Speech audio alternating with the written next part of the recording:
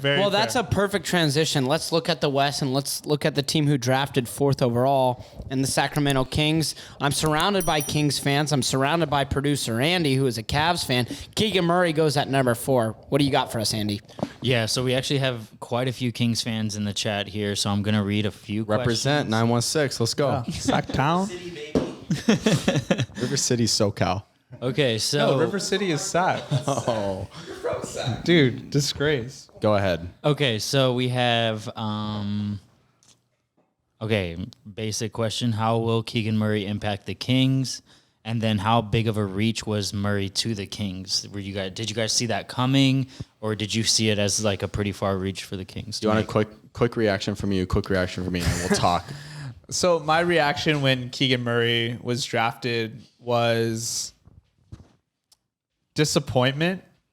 I'm not saying that Keegan Murray is going to be bad. I like Keegan Murray, and I think his fit works really well for the Kings. But I don't know if I just got caught up in all the rumors of how much people wanted Jaden Ivey. And I felt like Jaden Ivey should have been that 4th pick. Regardless of fit, I think you got to draft the talent and kind of figure it out. But I think, Keegan, he's NBA ready, as they say, and he fits well against Sabonis. We need shooting. We need defense.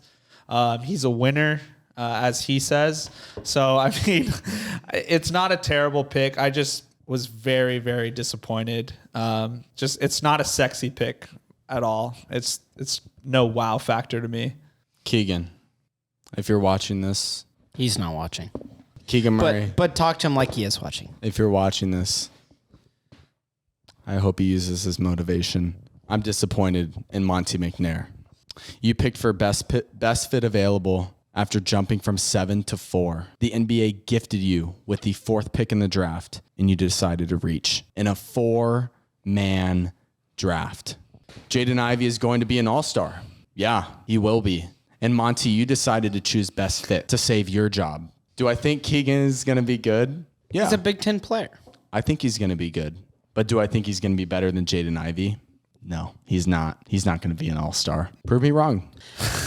Well, Keegan, you heard that. Please respond. Can I play devil's advocate to this as the other Kings fan here? Stat guy Gabe, I would love for you to Give us a stat to switch my opinion, please. Okay, well, first off, on the stat guy Gabe attractive scale, Keegan Murray is an 8 out of 10, and Jaden Ivey is a 7 out of 10. Wow. Whoa. That's a hot take. Whoa. Wait, did I say Keegan Murray was an 8? Yeah, you said he's an 8. So he's a little bit better than Jaden Ivey. I think Ivey's going to be good, but he's not. Superstars are about looks. We got to sell things. It's true. There's not a single ugly superstar in the NBA. Thank you. Okay, Let's move actually, on. Let's move on. That's a different topic for a different day. But to play devil's advocate, and not just to play devil's advocate, I actually feel this way.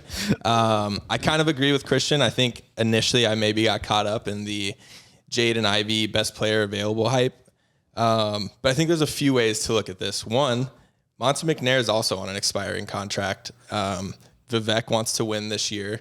Yep. And so I think it makes sense to take Keegan Murray because I think running the lineup of Fox, Keegan, and Sabonis, you probably win more games this year than you would Fox, Ivey, and Sabonis because we don't know if Fox, Ivey, and Sabonis would have worked. That could have been a bad fit. Do I agree that maybe we're not a good enough team to be taking fit over best player available, but you also have to be looking at it from Monty's perspective. I'm supposed to deliver a playoff appearance this year, and I don't think I'm doing that if I take Ivy this year. So was it probably a short-sighted decision versus long-term? Yeah, but did it have to be for Monty's sake? Yes. Probably. So I agree with why Monty did it. And I think, too, I also have the benefit of being a Kings fan for only the last year, whereas you guys have been lifelong Kings fans. So you guys are just expecting us to fail, and you guys have every right to because we haven't for 16 years. But I don't know. I have a weird belief in Monty. He's hit on the last 2 draft picks, and I think too. Keegan Murray did that big article with Chris Haynes. Haynes, and he talked about actually buying into Sac and wanting to be there, and I just feel like he's going to fit with Mike Brown, and I feel like Monty and Mike Brown got their guy. So I was a little disappointed, but I think overall, I think it's good. There's still the whole offseason left. So I don't hate it, actually. I actually kind of like it. That's a great take. Good take by Stat Guy Gabe. Yeah. I mean, happen every now and then. Mike Brown also reportedly said he liked Keegan Murray. And, if that's what the coach wants and it's aligned with the general manager, then you can't argue the pick. At this point, we just need to see them win. And that'll shut us up. Lastly, I think everyone obviously wanted us to trade back because the funny thing is was it Jacob who asked about us reaching for Keegan? It may have been a reach, but at the same time, if we would have traded back somehow with Detroit and taken him at 5, we all would have been jumping up and down. Right. So it's it wasn't a massive reach. It was just, do we think Ivy will probably be better in 10 years? Probably. But at the same time, again, we got to win this year. Well, I think you win this year with Murray over Ivy. It's a massive reach because it's a 4-man draft. It's not massive, in my opinion.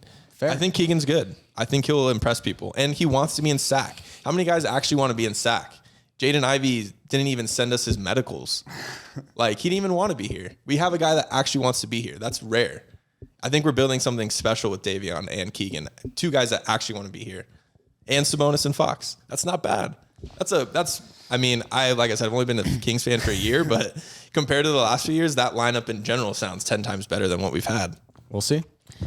That was the 14th pick by the Sacramento Kings. Fourth. No, as in their 14th pick since 2005 in the top 10. So since 2005, they've had 14 picks Good stat, in the top Scott. 10. Thank you, DeMarcus Cousins, being the only one who's made it to an All-Star game. Darren Fox, I think he's kind of sniffing that territory.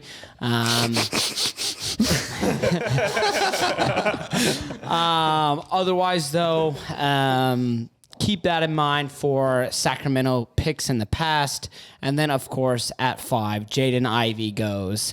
And I know as Kings fans, maybe it hurt to see Detroit, but we talked a lot about Detroit already. Let's talk about picks 6 through 10. Hey, thanks for watching. Before you leave, don't forget to like and subscribe. We're the only NBA show focused on covering your favorite small market teams.